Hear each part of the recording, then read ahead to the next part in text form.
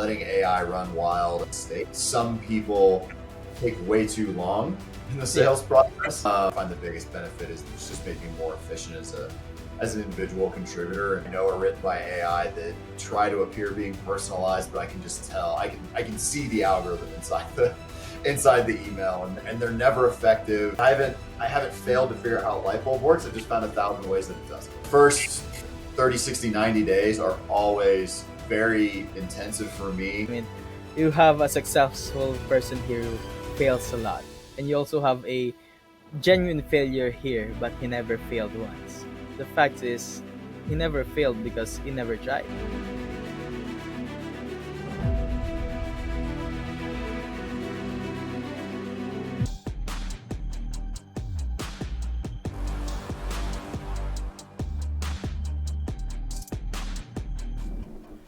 Welcome to the New World Podcast, where we delve into the ever changing and accelerating pace of global change and its impact on our lives. I'm your host, John Paul Flores, broadcasting live from the New World Studio. Today, we're diving into the world of AI and automation. As an enthusiast and expert in lead generation, I will guide you through understanding and leveraging these technologies for your business and for your personal use. And don't forget, AI and automation might be unstoppable forces, but that doesn't mean you are powerless. Tune in to learn how to make them work for you and not the other way around. But first, let's meet our guest. Welcome to the New World Podcast, where we navigate the changing world around us. I'm your host, John Flores, specializing in lead generation and AI automation, here to help you understand how our world is changing and what it means for you. In this episode, we have Ben Trombold, an accomplished medtech executive and go-to market innovator. With over 14 years of experience in sales and marketing, Ben has led transformative growth strategies, including a remarkable 300% increase in sales and 500% in growth in social media presence. Currently serving as leader of Currently serving as the VP in Orthogonal for sales and marketing, he brings a unique blend of AI expertise, high-performing team leadership, and deep business acumen to the table. Ben, it's a pleasure to have you on the show. Yeah, thanks for having me, John. Happy to be here. And I'm very jittery right now. I've been hooked on Zine, but yeah, I'm trying to control it. Hey, we all have our vices, right? Absolutely. I mean, it's way better than smoking cigars all the time. Yeah, more healthy. But yeah. By the way, do you mind giving us a quick intro on who Ben is? What's your expertise, experiences, and what keeps you busy these days? Yeah, so just the high level overview of kind of my path up to this point. I attended the University of Kansas, got my undergraduate degree in electrical engineering. And then, a couple of years later, ended up getting my MBA with a concentration in finance, which really kind of helped round out that engineering expertise with more business expertise. Throughout my career, I've worked, my first job out of college was for PepsiCo on their beverage side of the business. I've worked in fintech, but then eventually I moved over into like healthcare data, which then started, dip my toe into the med tech industry, and eventually was able to, post MBA move over to a contract manufacturing med tech design and development firm. And so that's where I was for about 5.5 years. And that's really where I cut my teeth on building sales and marketing departments from the ground up. And so now, after, having a lot of success there, I'm trying to achieve a similar result at Orthogonal. That's amazing. And by the way, why did you choose to go heavy on the route of marketing and sales instead of engineering? Yeah, so my dad always likes to remind me. I think it was probably after my second year of college. I came home and I kind of told him. I was like, I don't know if I really want to do homework for the rest of my life, because that's how I always viewed like engineering work. It was more homework. It wasn't necessarily interesting. And so I sat down with my advisor and talked through him with like what my thinking was. I wasn't as jazzed about some of the engineering concepts as a bunch of my colleagues, but he asked me, he goes, well, if you didn't do engineering, what would you actually do? And I was like, I really like working with numbers. I am a math guy at heart, but they're really interesting when they have dollar signs in front of them. So he suggested that, I start looking at economics and finance, and, encouraged me that to just finish my engineering degree. And even if I don't use it directly, it'll give me a leg up for any job I want, post college. And you couldn't have given me better advice. And so I give that same advice to people these days that look, if you're unsure, get a difficult degree, especially in a an engineering discipline, and then you can always go do something else, but it'll be a good kind of piece of paper to have on your mantelpiece, especially when applying for jobs. So Yeah, I think there was a study done back in the day where most CEOs or high level professionals are engineers. And mhm. I think that comes from the point of view that when you're an engineer, you're born to actually solve and work on things. Absolutely, and I think it also shows if someone's able to stick out, a four year degree like engineering, it does show a certain amount of mental toughness and Yeah. resolve. Because even to this day, I say my 4 years in college were probably the four hardest years of my life up to Yeah. this point. So, yeah, I would definitely back that. And if somebody can make it through, it's definitely worth it. Do you think you still use of some of your knowledge or maybe just the general philosophy of engineering in your work today? I'd say I don't say I've really used the Yeah. the principles I learned in a black and white fashion, but the soft skills of learning how to learn and learning Yeah. how to teach myself difficult concepts and kind of give me appreciation for learning has served me well, for my entire career. And so Yeah. that in itself was well worth it outside of the class material. Just so people have a more, even just a intro understanding on what you're doing right now. Do you mind giving us an intro on what orthogonal is? Yeah, so Orthogonal is a software development firm focused on medtech. So we work with companies, that have medical devices that are, have connected apps, whether it's a fully implantable device, an external diagnostic. We work with backend cloud systems, Bluetooth connectivity. We'll also do, quality and regulatory, full life cycle software development. Remediation for mobile apps that maybe weren't done under design controls and for FDA regulatory requirements, as well as UI and UX human Yeah. factors. you know, uh, medtech right now is so innovative to the point that it actually genuinely amazes me. And I've talked with a couple of guys who either help medtech get their, uh, how do you say this again? To help them do clinical trials in another country, and it's amazing the actual help that it's doing on their population and even the actual medtech devices itself.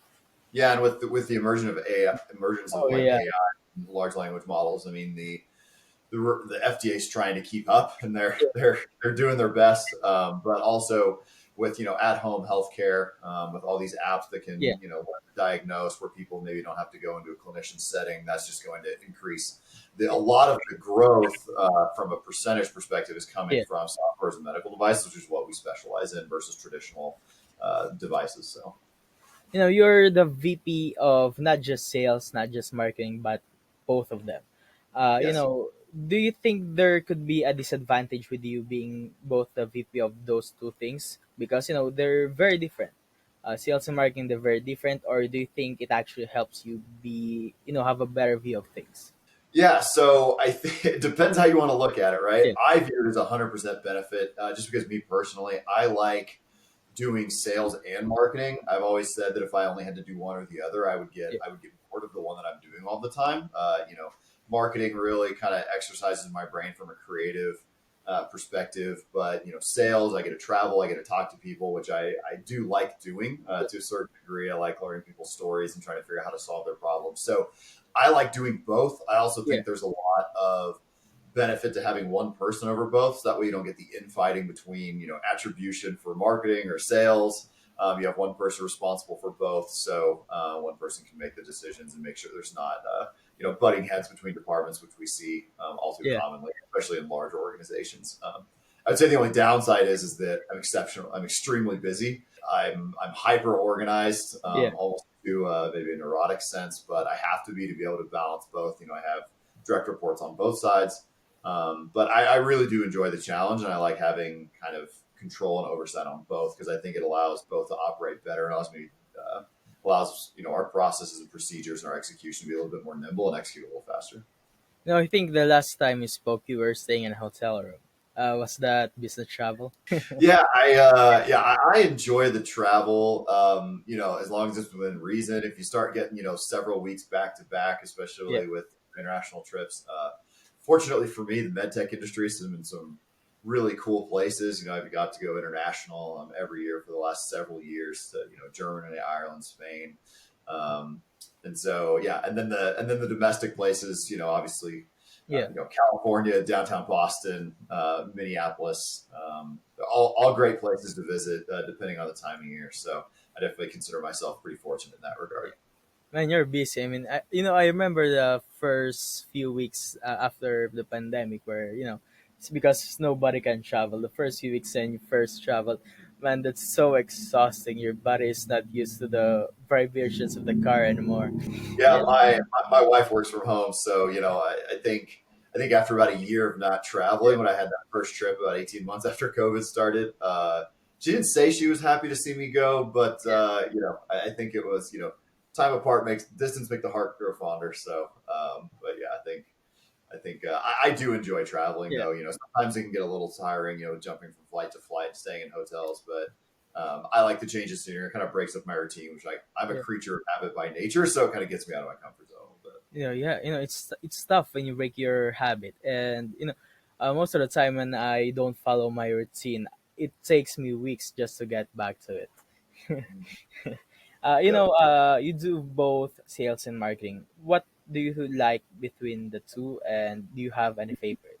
So with marketing specifically, I am not a I'd say artistic or creative person by nature. My brain is very logically and Yeah, analytically wired. So I really enjoy working with creative professionals, having them on my team because I can give them a high level idea of because I don't see images and visions and stuff in my yeah, head. Usually I have a general idea of like information that I want to portray, and then I'll leave it up to the creative people to be able to implement that however they see fit, which ends up working better. But then on the marketing side, I really like the data analytics side of yeah, reviewing KPIs, seeing how certain campaigns are performing, how can we tweak them so that they can perform better, um, and use data driven decision making. That's what I really like. And then on the sales yeah, side, it all boils down to building relationships with people, interacting with people, understanding the industry better. Where is it moving? And then with marketing,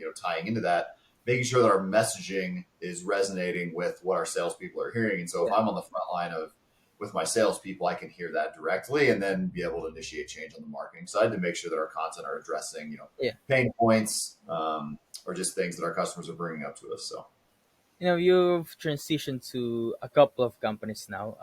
Correct me if I'm wrong. How do you, let's say, when you first come into a company, how do you make sure that you evaluate their strategies to the most exact point, to the point that you actually know what areas to improve? yeah, I mean, the first 30, 60, 90 days are always very intensive for me, especially when it comes to just meeting one-on-one with people, understanding what they've done over the last year, what they think have been working, what Yeah, hasn't been working. Obviously speaking with my direct reports. I mean, really for me, it's just understanding where everyone's at, yeah, right? I never try to change anything too quickly. I really want to understand kind of what the strategy has yeah, been, what people think the shortcomings have been, what has really worked. And then also understanding with people yeah, that are on my team. I really enjoy managing and developing talent. That's definitely one of my passions. I'm the son of two teachers, and I yeah, coach basketball in my spare time. So that's a big thing for me. And so also getting to know my employees and understanding what drives them, what motivates them, where do they want to get in their career. Some yeah, people, everyone's motivated by different things, whether it be work life balance and flexibility, paid time off, pay. Some people are willing to work a lot more than others. So just really getting on the same page with them and then kind of crafting development plans for them. So having those high level questions with yeah. senior leadership, and just really trying to understand where we are today and then build a strategy based on the goals that we have for the remainder of the fiscal year, moving into the next year, depending on what I'm joining. What about company culture? Do you think that that has a direct correlation on the results that you get? And if so, how do you actually improve it? Absolutely. I mean, so from a team perspective, I've always adopted the mantra of treating all of my direct reports like adults. I don't have the affinity or the desire to micromanage anybody, and Yeah, I've always been pretty upfront that if I have to micromanage somebody, then that person's not going to be on the team for very long. yeah, I like people who can work their own schedule where I can give them, tasks. And obviously, I'm more than happy to train people and help them understand the process that I'm looking for. But once that has been established, I leave it up to people's responsibilities, on a weekly basis, to get the things done that they know they need to get done. And then, Yeah. if they aren't getting the results that maybe I'm wanting, then I always look inwardly first and look at what activities am I having them do? Can I improve a process? Are there things that are inhibiting them from achieving the results? Or do I just need to change the direction or just train them up on something where maybe they're underperforming, right? And Yeah. so I never try to say it's always the person's fault. That's the last thing I look at. Yeah. And so if a person's willing to learn and willing to put in the time and the mental energy to get better at their job and fully understand what I'm trying to do and implement that strategy, I will be as flexible and work as much as I need to with them. But at the end of the day, I think people are responsible. I like to have my one-on-ones on Monday, and then I Yeah. don't have any scheduled time one-on-one with individuals throughout the rest of the week. If they have questions, they can come to me. If I have, if something's more pressing, I might follow up on very specific items throughout the week. But as far as 30-minute one-on-one every week, set the tone, set the priorities for the week, and get out of their way, and let them do what they do best, and then they can come to me and I can work on removing any type of roadblocks that are maybe inhibiting them from improving their performance. It's amazing. Since you've probably led a lot of sales team by now, uh, yeah, is that accurate? Yeah, Yeah. yeah. I've managed Yeah. my first managerial job was 1 year out of college. I was a sales rep, and then got promoted to a job where I was managing a team of I believe it was 25 sales reps and merchandisers for grocery stores. So Yeah. I was 23 and managing a team that literally had people from 18 to 60. So I got thrown in pretty quick, and I learned how to manage different personalities, age groups, walks of life, etc. So No, in your experience, how most of the time when they start, they suck. I mean, when I first started doing sales myself, I suck even now, and you probably were too when you were starting out. What personalities or not personalities? What traits do you think a person should have, or how do they act? How can you tell that they're actually gonna be a good salesman in the future? yeah, I'd say the traits of the best salespeople that I've had on my teams always come down to one: they have to be organized, right? You've got to make sure that as communications come in, we're following up with leads in a timely fashion. As leads come in through inbound marketing activities and things like that, they're following up with them. Also, as you're working through the sales cycle, making sure sending out meeting summaries, meeting with individual stakeholders one on one throughout the company, understanding what their various pain points or desired results are for the Yeah. project. So you're not just working with one person. No decision is made through just one Yeah. person alone. There's various roles from economic buyers, decision makers, users, things like that. And so got to be organized. Second is I don't really worry about as much if Yeah. someone is as charismatic. I think the bar is probably somewhere in the middle, but once you Yeah. exceed that, you don't need to be exceptionally charismatic. You just need to be, I think, inquisitive, and you Yeah. have to have the ability to listen. So learning how to ask questions, and then more importantly, listening to what somebody has to say, and then applying that to whether it's your capabilities, if you're trying to pitch them on your company Yeah. itself, or relating that to potential technical difficulties, or things that could come down the road. And that's what I'm used to, Yeah. right? On more of a consultative self. But yeah, I'd say organization, ability to communicate writtenly, via email, or LinkedIn messages or whatever, being able to communicate effectively, and then yeah, being able to listen. I'd say those are probably the three big things for me.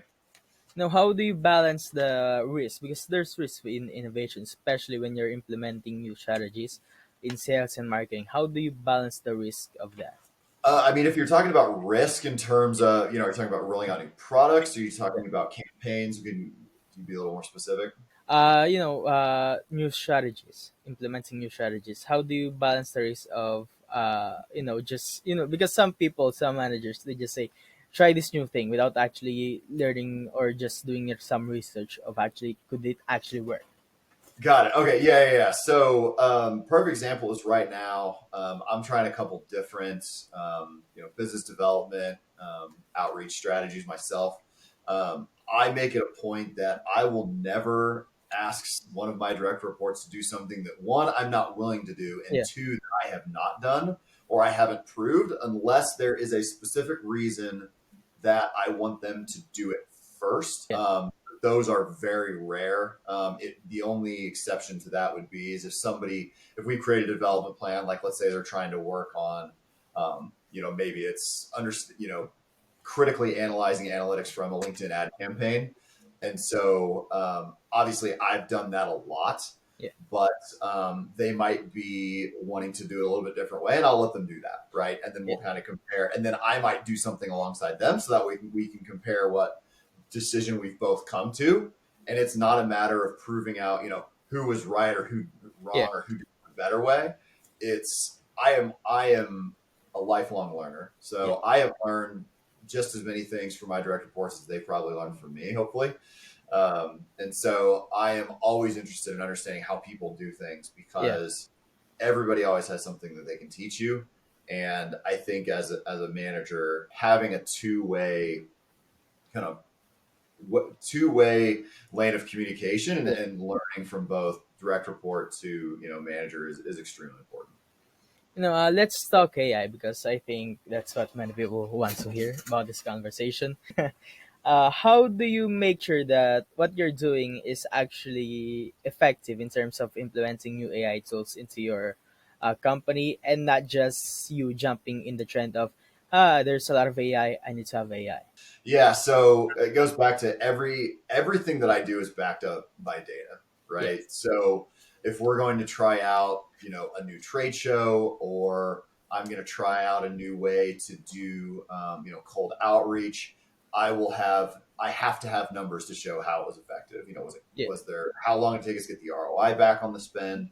What were the results? What was the engagement rate, et cetera? So when it comes to AI, I haven't found Yeah. a I don't think that AI is really good for automating sales activities. I think that AI is great for doing intermediate steps, and it's a great tool for doing kind of like first drafts or first passes, or helping you understand something a little bit better, or reviewing content or summarizing content. But I would always challenge people that, look, if you're going to use AI, you should always have a check somewhere in the middle and right before the end. Right, there always should be human intervention. Letting AI run wild. I mean, the amount of BD emails that I get on a regular basis that I know are written by AI that try to appear being personalized, but I can just tell. I can see the algorithm inside the email, and they're never effective. They don't actually drive any results, and Yeah. it makes people look like they're doing things, but it's not efficient, and it's sometimes they'd almost be better off doing a tenth less of the effort, Yeah. but they would get so much more results if they just be more targeted, and be more deliberate in their actions. So Yeah. You know, I'm also personalizing my emails with AI, but I'm guilty of that. So, beyond automation, do you think there's a future where you're gonna be using more personalization, or just doing adding more AI stuff in your sales, or do you think that's gonna be far off?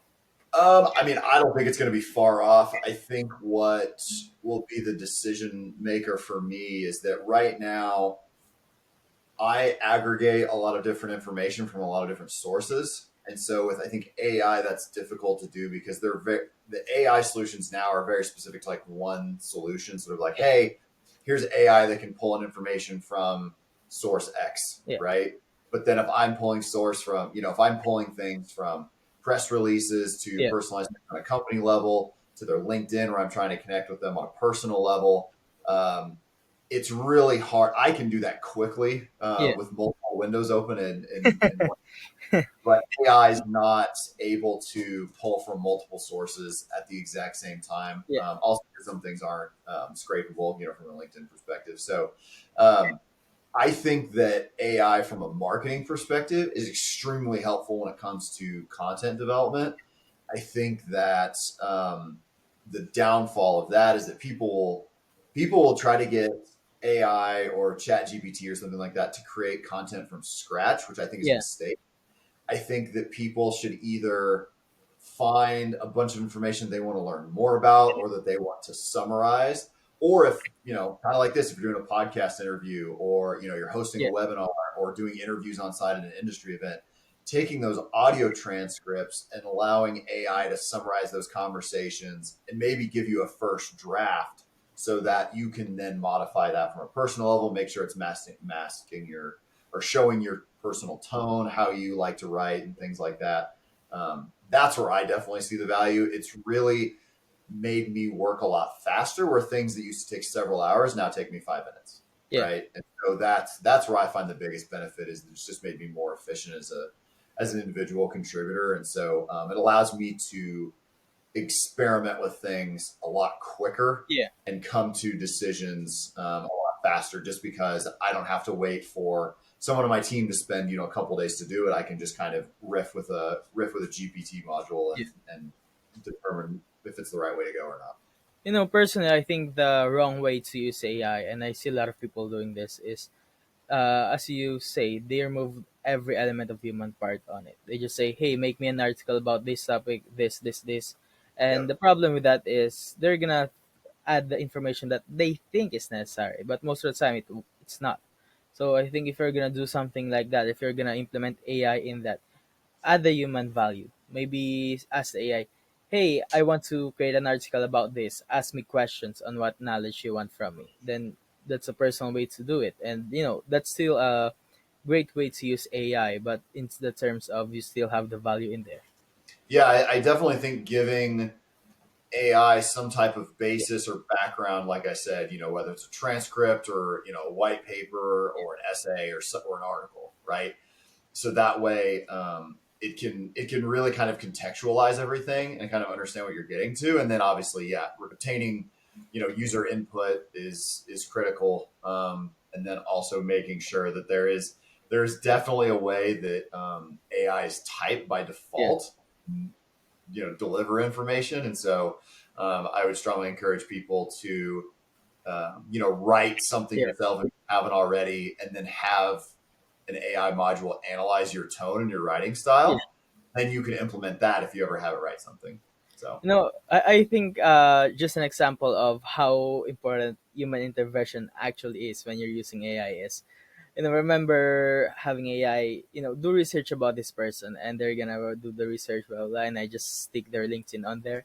And most of the time, especially way back, they just say things that is not even on the LinkedIn. I just say, is this even on the LinkedIn? This information that I actually give you? This yeah, AI will just say, no, actually, I made this up. My apologies, blah, blah. And it's so absurd that they actually, I don't think they have an idea that they're just making things up to the point that they don't even know it. yeah, and I think that's where experimentation is Yeah, extremely important. You've got to once you understand the limitations. I use ChatGPT a lot, yeah, so once you kind of understand the limitations of that, there are certain prompts that I will give every single time I run something where it's like, look, if I'm going to ask for a summary of a massive document or something like that, I'm going to make sure that not only I tell it yeah, to restrict its summary to only that source material, but I also want it to source it and tell yeah, me yeah. where it got That's the good. information Yeah, from, just to be sure. And when you do that, I haven't really had a problem with it. But yeah, the more, the less detailed your prompt is, the more vulnerable the yeah, response is going to be from whether it's hallucinations or just not being relevant. There's some really good generative AI courses for marketing. I have started taking one from Nicole Leffer, Leffer. She's got a really great course. I think it's like seven yeah. hundred bucks, and she goes into really good in depth on that. So if anyone's ever curious of that, I would highly recommend that. What's the name again? Her name's Nicole Leffer, Yeah, Nicole Leffer. I just wrote it down. Yep. I'm gonna check it out. I know. Yeah. In your opinion, what is the biggest misconception about implementing AI in sales and marketing? I think you alluded to it earlier, but assuming that AI is going to do everything for you, Yeah, like you will give it one sentence, and then it will give you something perfect. Um, the way I've always interacted with yeah, AI is I've literally just substituted in yeah, as if this was a direct report and I was trying to build out instructions and asking them for something, right?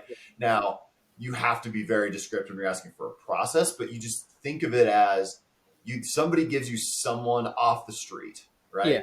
They have no preconceived notions. They don't know what you want. They don't know how you want it done. They don't know how you yeah, want to receive that information. And so it really forces me to think through what I actually want, and then I have to make sure that my prompt resembles that. And then yeah, it's an iterative process of what output is it giving me? Is it actually what I want? If I do this a couple different times, sometimes it'll start forgetting certain guidelines that I've yeah, given yeah, class, right? So there's a lot of stuff that you have to be aware of. It's not just an easy button where you just press go and then it gives you something perfect.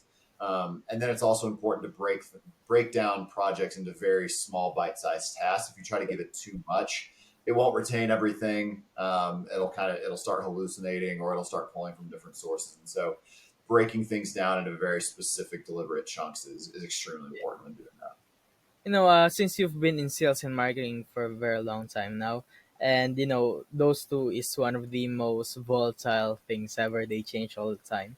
What strategies have you seen come and go? The strategies that used to work and now doesn't. I mean, I think this one hits close to home, but I think the biggest thing with sales is that sales organizations that depend solely on relationships to be able to sell are doing themselves a disservice. There is a time and a place for that, and it's absolutely critical. It's definitely a key part of any sales team. Um, but understanding that, look, you can't you can't live and die by just rotating sales reps every 12 to 18 months Yeah, based on relationships, right? Like you have to have some type of, whether it's research to outreach from a cold outbound perspective. You've got to have, organic. You have to have content, whether it's on social media and LinkedIn from a B2B perspective, utilizing SEO on your website, going to industry events, creating content at industry events, being thought of as a thought leader, whether that's through written articles, podcasts, webinars, etc. Right? Like the thing about sales and marketing, there's never just one thing yeah, that will always produce the best results. It is a combination of all the things that you can do, yeah, right? Whether it's PR, content, and just in-person events, video, stereotypical sales tasks. So that's what I would encourage everyone is like, don't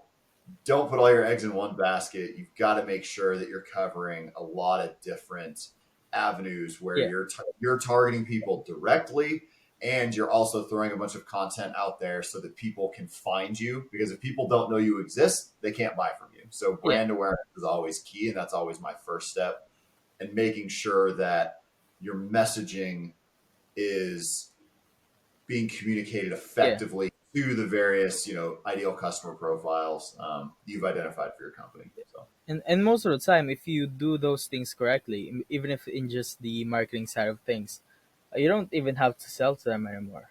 They've sold oh yeah, themselves to working with you, and you just need to say, "Hey, here's the pen sign here." yeah. The best part of marketing is also why it's the most frustrating is you can be in the early stages of building out a great marketing engine with content and, events and, all kinds of things, right? But most marketing, you don't see a lot of results until 6 months, until Yeah, afterwards, depending on, obviously, and that's where sales comes in, where they can, yeah, kind of move the needle a little bit more in the short term. Um, but the thing with marketing is that once it gets established, it's working 24 hours a day, 7 days a week, and it's yeah, not dependent on how many emails you send, right? yeah, And it's also, the better your content is, the better your salespeople are going to be, because they're going to have resources that they can point, prospects to, that will further validate the company's value, and their prospects' eyes will make it easier to sell. But yeah, yeah, once in my last job, every time I'd hire a sales rep, they'd always ask me, how much time do I need to spend prospecting? yeah.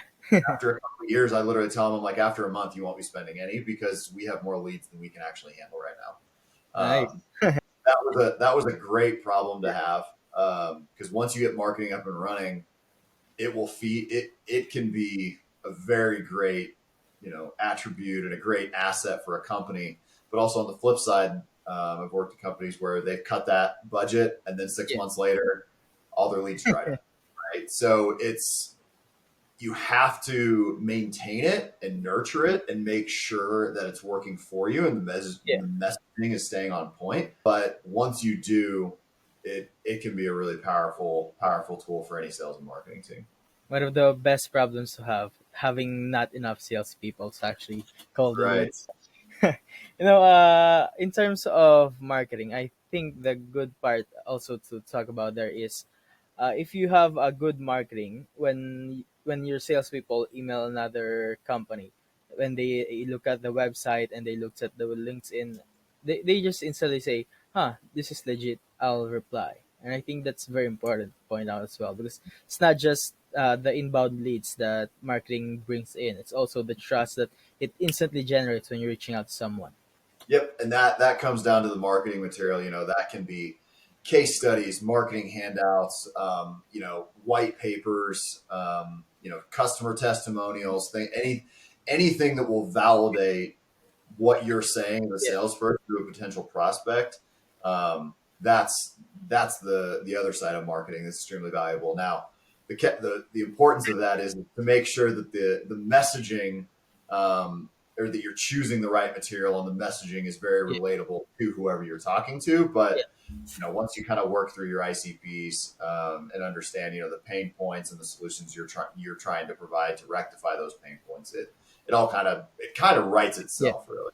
I think the one of just the most annoying things, especially in sales, or even in marketing, if you are doing ads, if you're doing cold email marketing, is that when you're trying to figure something out for months and you finally get it to work, after just a few weeks they change something in the algorithm and it stops working. Yeah, Yep. all those work just goes to nothing. That is a constant frustration in marketing. Is just because something worked a month ago or 3 months ago or last year doesn't mean it'll work now. Yeah, And so, people's messaging has to change. Obviously, the industry changes. So, year over year, people are going to be looking for different solutions to different problems. And so, you got to make sure that you're staying on top of that. So, yeah, there's nothing you can really just set and then let it run for an extended period of time. You always have to be reviewing. And that's where my data analytics side comes in, is that, yeah, look, it's every month, I'm reviewing all of our ad campaigns and saying, like, okay, this worked last month. How are these results? Are they trending up? Are they trending down? Are they staying the same? Right. yeah. And most of the time, the problem is you see, the result is not getting better or it's getting worse, and you just realize, it's a holiday, so that's why no one's replying. Yeah. The second, the last 2 weeks of December and the first week of this month, I had to temper my expectations Yeah, from a marketing perspective. Although it was interesting, yeah, when we were running on our ad campaign, we had a massive spike on yeah, January 1st in terms of like website visitors and stuff.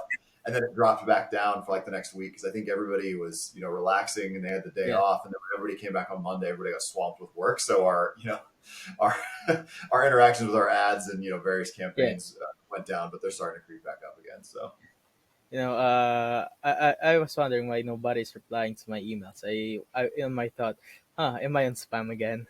But yeah, no, it's just the holidays. But yeah, those times, they go back to normal. Since are you also the one who does the hiring for your sales team? yes. Yep. I've been in that position probably for the last 6, 7 years. Yeah. How do you hire? How do you make sure that the person you're hiring is actually gonna do well? So I think it's a delicate Yeah, balance, right? You've got to, throughout the hiring process, I think you want to make sure that the person themselves is a good fit for yeah, you as a manager, and understanding what their motivations are, how they like being managed. You know, what is their experience? What have they been exposed to, especially in sales? What sales strategy have they always followed?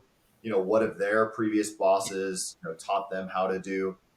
So making sure there's a lot of alignment there, and not saying that I couldn't hire somebody that learned differently from me. It might work out, and I might be yeah, looking for somebody that's doing things different to bring a different point of view to our team. I think understanding that first and foremost. I think understanding, what is their role in the sales team going to be? I mean, you've sometimes I've hired people that, they just had this vast network, but they, not really worked in writing proposals, maybe weren't the most technically sound person to talk to customers, but they were excellent with relationships and Yeah. talking to people.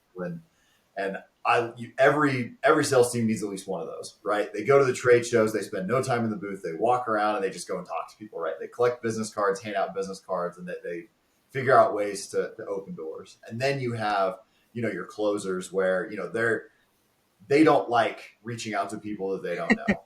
Yeah. And you get somebody that is somewhat interested and they can, dive into technical details and really analyze. They're the ones that are very good at listening. Yeah. They ask pointed questions and can really understand problems that customers are experiencing and then kind of relate that to our capabilities and then be organized enough and technical enough to build out a solid proposal to be able Yeah. to really convey that value and then also understand how to navigate, maybe the hierarchy of a larger company to make sure that all the stakeholders are being talked to so that way we don't have any surprises when our proposal Yeah. gets evaluated. So um, I also think that some people take way too long in the Yeah. sales process. And I think you know, I think 3 interviews is more than enough, depending on, if you want to have an HR, like a culture Yeah. interview, and then, an interview with the individual one-on-one to understand, background and capability. And then maybe if there's a third interview, maybe it's to, talking with the CEO Yeah. or something for a small company, which is almost exclusively what I work for. So, and I think just as a leader, I think being upfront and honest with yourself first of being, what do you actually want? How do you actually manage and being able to convey that to somebody to make sure that you are hiring the right person for you as a manager and for the position that you're hiring. And then I'm also a big proponent of being upfront about compensation early in the process. I don't want to waste their time. I don't want to waste my time if they have an expectation of, salary or compensation that's way over what I'm able to budget, then they might be a great sales rep. But it's like, look, Yeah. I can't afford you. So that's fine. Yeah. And so I think having that conversation early and honestly is pretty key as well. And plus, I think it builds a rapport with the direct report to be like, look, I'm not going to blow smoke. I'm not I'm Yeah. not going to lie to you. I'm not going to. I want an honest representation because I don't just want to hire you for a year. I want to make sure that you're here and you can grow and you can succeed. So. That's amazing.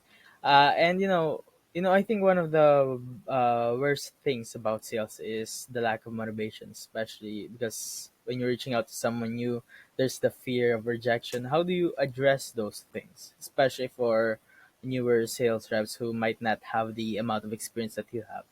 Oh man, I mean, Yeah. if you're going to get into sales, you better get used to being rejected. But I do think that the important thing is never take it personally. Um, I mean, it's in sales, you're going to receive infinitely more no's than you are going to say yeses. But I think that if an individual can appreciate almost like the scientific method when it comes to sales, where it's like, look, if something isn't working, don't keep doing it, Yeah. right?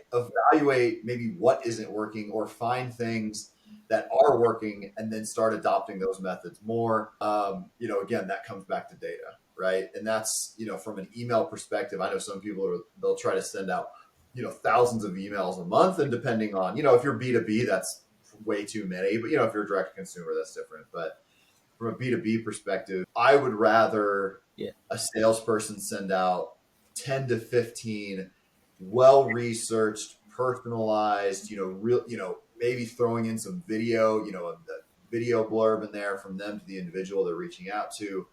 I would rather have them do that consistently because that over time is going to produce better results than just shotgunning out 100 emails a day and getting no responses, right? Yeah. Because the more different things you try, you can try different messaging, you can A/B test with different subject lines. You look at emails and people are opening them, but they're not responding, right? It's like, okay, I am either using the wrong messaging and they're Yeah. not, they're not interested, right? It could just be wrong timing, which doesn't Yeah. matter what I send them. But if you start weaving in things that are trackable, whether it's, pieces of content, you know, videos that they might have to just click on just to view that are just 20 seconds long, yeah, introducing yourself, right? You can kind of see what they're engaging with, and then doing things like A/B testing very specific things over larger yeah, long periods of time. You're going to start seeing what works and what yeah, doesn't, and what resonates with your audience. And I think if you adopted that of like, it's kind of like the Thomas Edison thing yeah, of I haven't failed to figure out how a light bulb works. I've just found 1,000 ways that it doesn't, yeah, right? And so you really have to love the scientific method and just being like, look, I don't know if it was Kobe Bryant, but he pretty much said something along the lines of, he goes, if you aren't learning from your failures, then you're doing it yeah, wrong. And he goes, I've never viewed, or he's like, you haven't failed. As long as you yeah, learn from it, you can fail, right? yeah, So everything is a challenge, everything is a test, and just because you don't necessarily succeed right away doesn't mean that you're not getting yeah. better. Yeah, and I think people try to they think failing and being a failure is the same thing, which is couldn't be more different. I mean, you have a successful person here who fails a lot, and you also have a genuine failure here, but he never failed once. The fact is, he never failed because he never tried. Yeah, I mean, and I don't even use. I think failure is used too much. I think it's Yeah, just maybe just unsuccessful. It's yeah, it's it's reframing what actually looks like, right? I mean, if you're an athlete and you go and practice and you are really working on some specific movement or technique or something, and you spend an hour doing that, yeah, just because the result isn't what you would like it to be in that exact moment, putting in dedicated work towards your craft will always make you yeah, better. And if you are locked into, you know, getting advice from other people, having mentors, receiving feedback, really studying what you're yeah, doing and not just doing things to do them, but doing them to learn and yeah, really analyzing, you're always going to get better, right? yeah, And those are the people that are teachable, that are willing to learn, and always willing to adapt, and grow in jobs. yeah, Give me those people all day. I'll take somebody who has less experience yeah, and is more willing to learn and has a drive versus somebody who has more experience but says they only do it their way. yeah. Especially in sales and marketing, it changes a lot. So you need to be Exactly. willing to change. Yeah. And if you can if you can tell someone how to fast track learning how to do sales, how would you tell them to do it? I think finding various systems, finding mentors, depending on your industry, from a B2B perspective, example, I think that there's a learning group called Pavilion. It's built around software as a service, Yeah, but there's ecosystems for all industries, right? Depending on are you B2B, what are you selling, right? yeah, I think just learning from other people yeah, and asking people, like, figuring out what you want to do. So, yeah, if you're just new into sales and you're going to be an SDR, right? You can never go wrong with just reading books at a yeah, fundamental level and understanding what it is what the job requires, what are basic principles that everyone that's successful follows, because you can, at a certain point, then once you have a good base, you can only read so much. Then you just have to start experimenting, yeah, right? Then you get in a job and it's like, okay, do voice messages work better on LinkedIn than straight written messages, right? When I send emails, is it better to, how can I personalize these based on their yeah, LinkedIn, whether college they went to or where they grew up, and how can I relate that to something that I know, right? Just trying to find different things that work. Um, and eventually over yeah, time, when you get enough volume, you're going to start being able to pinpoint things that work better than others. yeah, And then experience is going to be the best teacher, but then always going back. And as you gain that experience, bouncing it off of people, advisors, yeah, mentors, and getting their feedback is critical. I mean, I've had some great mentors in my life, and still continue to reach out to people on a yeah, monthly, and people I talk to on a monthly and quarterly basis, just to kind of touch base and just see what they're saying. And if they yeah, give me one thing that I can test out, then obviously the conversation was worth it. So yeah. Yeah, I mean that's why I'm doing the podcast. You learn a lot. yeah, I think just having a lifelong Yeah, curiosity for whether it's self-improvement, is key, especially in something when it comes to sales and marketing, because there's I think there are fundamental principles that people adhere to, but so much of it is experimentation and creativity Yeah. that just because I always kind of laugh when people always post like, here's my, email templates that got me into, a Fortune 500 company as a SaaS startup, right? And I always Yeah. kind of chuckle at it because I'm like, it could have just worked on that individual person, but there's always Yeah. something, right? You can't account for everything, and I think that's why with sales and marketing, it's so important to just hit people in so many different ways. Like you Yeah. can't just only make phone calls. You have to send emails. You have to find people on LinkedIn. You have to find them on social media. Interact with their content as well. Build a relationship, and then be top of mind. So then Yeah. that way, when they actually use your product or service, they'll think of you. Yeah. And if you're gonna be sending an email to someone, let's say because you said it's not important to send 100 or 1,000 emails every single month. It's just important that you actually do the work and personalize it to the level that they would actually respond. How would you write the email? So I always try to keep from a length perspective. I always try to keep them about 200 words or less. Yeah. The first sentence is always for me going to be something personalized to the individual. So, if I go on their LinkedIn and notice, hey, maybe they're, went to maybe luckily they went to the school that I went to, or, they have some personal tidbit about maybe a charity that, they host in that I find interesting, right? Or just anything you can pull from Yeah. a personal perspective, just to show that you're trying to understand Yeah. them as a person and you're trying to relate to them as an individual, right? Yeah. And usually my second sentence is usually around something around their company. If I can find some type of press release, maybe it's something their company has announced, or they released a new, just filed for a new patent, Yeah. or, in the medical space, so that's always top of mind, or they just finished a clinical trial, they started a new clinical trial, something like that. And then only then, and this is for people that don't know me, I might slide in a one or two sentence blurb about things like that our company does, Yeah. but it's usually very minimal. I typically don't try. You're never going to close a sale in the first email anyway. Yeah. Like it's not going to happen. So don't worry about feeling like you're not sharing enough. You want them to understand, you want to connect with them as a person, show them your research the company, and you're actually putting forth some effort. And then, introduce the company, give them, your elevator pitch in like one sentence, right?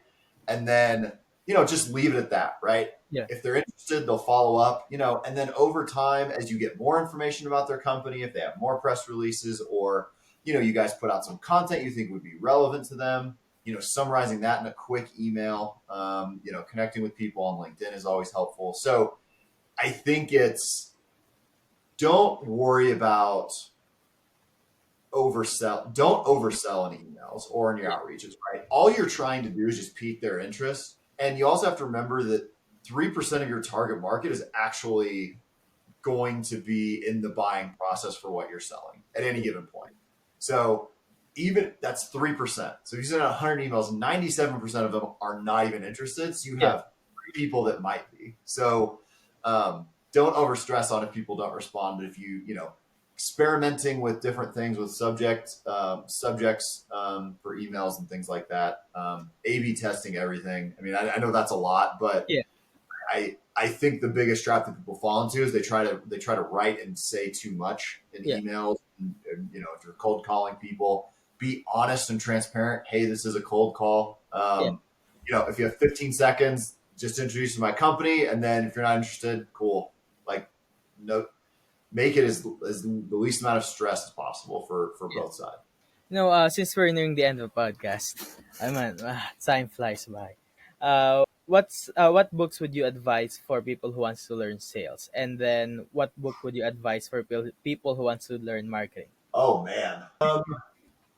Let me think. So from I would think from a general perspective, there is a book. Hold on, I'm gonna see if I can see it. It's up on my. Yeah, it's called "Kind Folks Finish First." Let me get you the author. It's up on my shelf.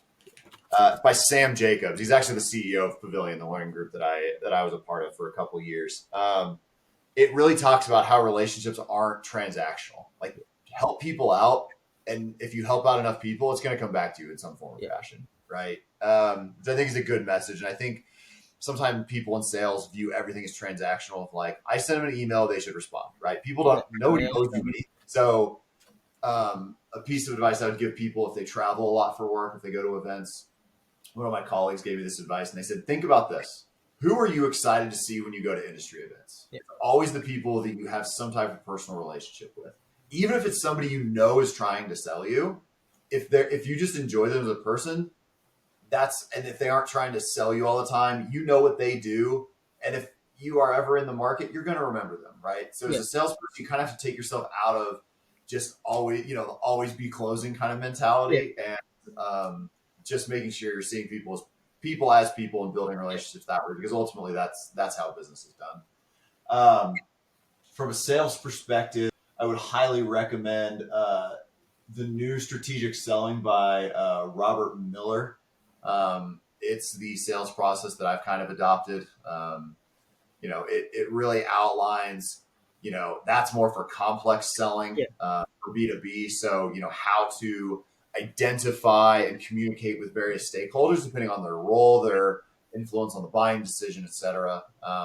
It is a 400-page book. It is a deep read, so it'll definitely take some people to get through, but it's got a great process that for people in complex B2B selling would Yeah. absolutely benefit from. Kind folks finish first. Is that correct? Yep, and then sorry, and then I had one more. Building a story brand. By the name. I think it's Donald Miller. Uh, Yeah, I'm writing them down now. Donald, yeah. Building a story brand. That would be my. I would say that is my building a Yeah. story brand is my marketing book. Strategic selling is the sales book, and then just the general one. Kind folks finish first is just, I think, a good one for everyone to understand. And last question is, oh, last two actually. Is cold calling dead? Oh no, cold calling's not dead. I think there's a time and a place for it. Yeah. I don't think somebody should do it all the time. I'm not the biggest fan of it. I also don't answer my phone when it's an unknown number, because my Yeah. phone number's been, I've had it since I was 14 years old, so it's on so many marketing lists and whatnot. But I will say that I think one of the 5 cold calls I've accidentally answered in like the last 2 years actually turned into a sale, because for whatever reason I was looking for. We were going to international shows, and I needed a marketing Yeah. handout distributor overseas, and they were literally a company that was what they did. So Yeah. it's. I think it is just another tool in somebody's toolbox. All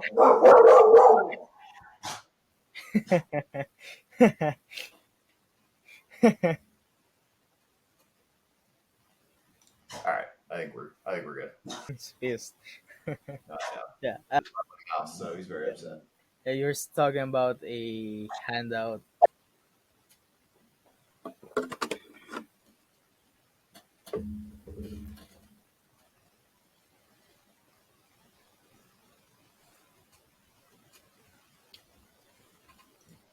Okay, sorry about that. Absolutely fine. I have a dog too. Relatable in every way. Yeah. Please continue to what you were talking about. Yeah, so yeah, building a story brand is the marketing book. The new strategic selling for sales, and then kind folks finish first. I think that's just a good book overall of a mentality for people to adopt. And what's your thoughts on work-life balance? So I am a huge proponent of it. Yeah. I also believe in daily work life balance. I think that some people can get caught up in, well, I'll work, Yeah. I'm just going to work a ton, and then, I'll do nothing on weekends, or I'll work 90-hour weeks, and then, I'll take a week long vacation 4 times a year. Right. I mean, things work for different people. I travel a lot. So when I Yeah. travel, I'll usually work a little bit more, but then when I'm home, I try to have a more balanced schedule.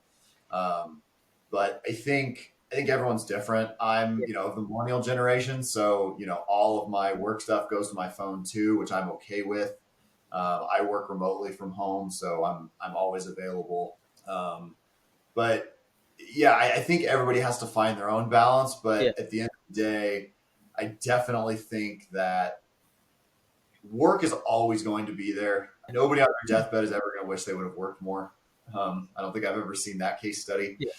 Um, I, but I do believe that work can give you a sense of purpose Yeah. and a challenge. And I think finding the things within your job that you enjoy doing that, either scratch an itch for you, help you grow as a person, always be learning and Yeah. trying to find better ways to do your job, or trying to find, better ways to do the job that you want, Yeah. for promotion. So, but yeah, I'm a huge proponent of Yeah. eating well, sleeping at night, going to the gym, a couple times a week, just moving every day. Yeah. So I think work-life balance goes beyond just, am I sitting in front of a screen or not? I think it's making sure that you're, challenging your brain and learning something, Yeah. whether it's work or your personal life, and then obviously staying physically healthy as well. Be concerned about what you put in your body and make sure you're exercising and doing something, right? In terms of work life balance, I think a few years ago I tried to not work for a whole month. Man, it was the worst experience of my life. Yeah, I had a stint where I took some time off in between jobs, and I think it only took my wife walked in, and I think it'd been like 3 days or something, and I was building out a strategy or a process or something that I just was stuck in my head. I had to get it out, and she's like, "It took you 3 days," and I was like, "Well, yeah, but I think what I realized is that I didn't view it as work Yeah. because I had an idea and I wanted to build that out, and I wanted to see if it was actually going to be viable or not." So, Yeah. I think that's something a lot of people should do. At least try to not work for a few months. And you can see that if you're actually a person who wants to retire early, or if you're a person who wants to work till he dies. Because some people do want that. I don't think there's anything wrong if somebody truly, and there's people that truly enjoy working, and I Yeah. enjoy my job. I definitely do. Now there's times that I don't enjoy it, but for the Yeah. most part, there's parts of it that I really enjoy, that are challenging, and it checks all the boxes that'll keep me interested and engaged. And so I think Yeah. people just have to find what that is. And do you have any last advice for anyone who might be listening? I just think my standing advice is just be a lifelong learner, be Yeah. curious. I think that um, always trying to grow and learn in your career and your personal life is extremely important. Find stuff Yeah. you can read, find podcasts you can listen to. Investigate new technology like AI and figure out how you can Yeah. use it. It's amazing. And where can people find you? They can just find me on LinkedIn, just under Ben Trombold at Orthogonal. That's all for today's episode of the New World Podcast. We have explored some fascinating topics with our amazing guests, shedding light on the upcoming New World. If you enjoyed today's episode and today's discussion and want to stay updated on future episodes, don't forget to hit that subscribe button to the podcast. And if you found value on what we have discussed, please consider leaving us a review on your favorite podcast platform. Remember, if you have any questions or topics you'd like us to cover, or if you are interested in being a guest in the future, please feel free to reach out to me via LinkedIn or email me at john.paul@aicinix.com and add New World Podcast, all capital, in the subject line so I can see it. I always love hearing from our listeners. And don't forget to check out our amazing guests. You can find more information about them by the contact details we provided earlier. Again, thank you for tuning in on the New World Podcast. I know your time is very important, and I try to always make the next episode better than the last. Until next time, keep learning, keep growing, keep innovating. This is John Paul Flores signing off from the New World Podcast.